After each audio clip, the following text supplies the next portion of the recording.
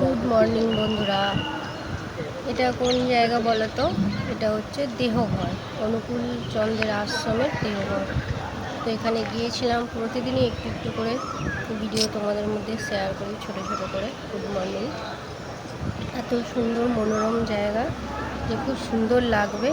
ওখানে শান্তিপ্রিয় জায়গা, বসে বসে দেখতে থাকতে।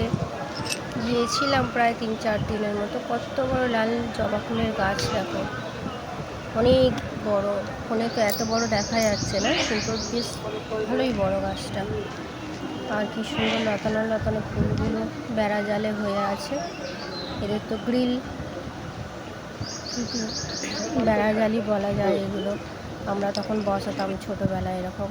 আর এটা যাওয়ার পথে রাস্তা, সবুজে সবুজে ধান গাছে ভর্তি হয়ে আছে, খুবই ভালো লাগছে।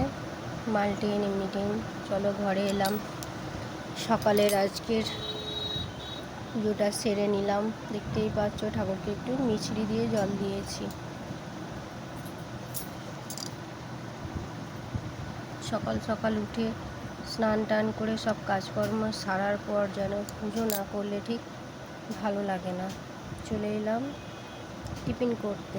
আলুর, কাঁচা লঙ্কা দিয়ে আলুর একটু ছেঁচকি বানিয়ে নিলাম, রুটি করলাম সকালের জলখাবার। এনারা কেউ মুড়ি খাবেন না, সব রুটিই করতে হবে, তাই প্রতিদিনের রুটি করতে হয়। সকালে এত এইভাবে রান্না বান্না, আবার যদি তারপরে আবার যদি ক্যামেরা ধরে ধরে কাজ করতে খুব অসুবিধা লাগে। চলে এলাম ছাদে, কিছুটা বড় পাত্রে সার্পে দিয়ে জল নিয়ে, চুবড়িগুলো ভীষণভাবে ময়লা হয়েছিল, অনেকদিন পরিষ্কার করা হয়নি। এইভাবে আমি সারা দুপুরটা রেখে দেবো ছাদে, ও এমনি ছেড়ে যাবে রোদ্দুরের তাপে। চলে এলাম ভিতরে, আবার হচ্ছে রান্না। এটা কি করব বলো তো? ডাল করব আজকে, একটু অন্যরকমভাবে ডালটা বানাবো। রসুন ফোড়ন দিয়েছি, একটু জিরে দিলাম, পেঁয়াজ ভেজে নিলাম লাল লাল করে। ডালটা সেদ্ধ করা ছিল, ঢেলে দিলাম। এরপর মশলা ভাজছি। বলো তো এতে কত রকম মশলা দিলাম? মশলাগুলো হচ্ছে বাড়ির মশলা, সব রকম সবজিতে দিয়ে বাড়িতে খাওয়া যায়, ঘুগনি করলেও তাতে দেয়া যায়। তবে এতে এখনও কিছু বাকি আছে, যতটা ছিল রান্নার ক্যান্টিনে ততটাই এগিয়ে রাখলাম, ভেজে রাখলাম, পরে গুঁড়িয়ে নেব আর কি। ডালটা ফুটে উঠলো, এবার শাক ভাজা বসিয়ে দিলাম একটু।